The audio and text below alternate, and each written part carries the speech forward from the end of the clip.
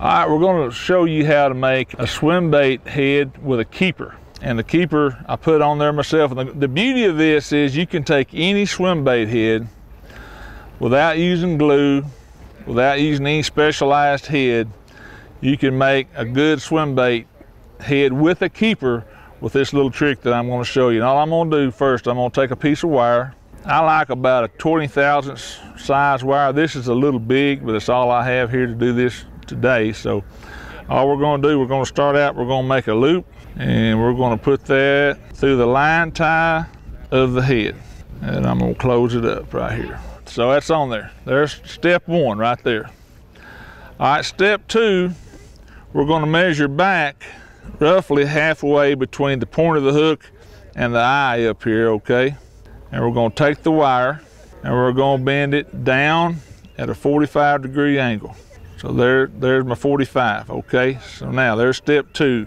You can see how this keeper is going to work. Now the next step is we're going to measure down here, and you give yourself a little extra, okay? Because you got to make this last little hook that's going to go around the shank down here. So you measure it off and you cut it off right there.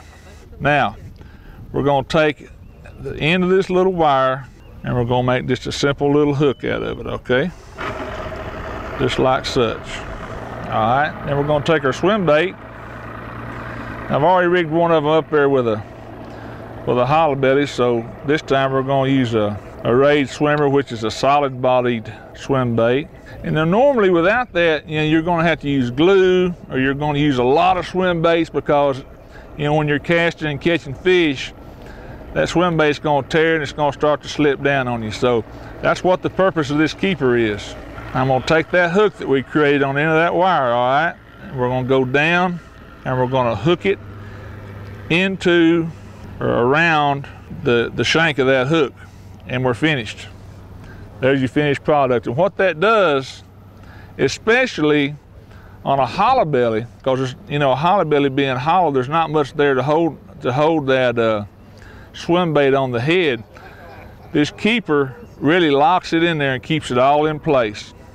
Like I said, this wire is a little on the big side. About 20 thousandths is the size of wire that I prefer. That's probably a 28 thousandths wire right there. But any wire will work. Paper clip works great.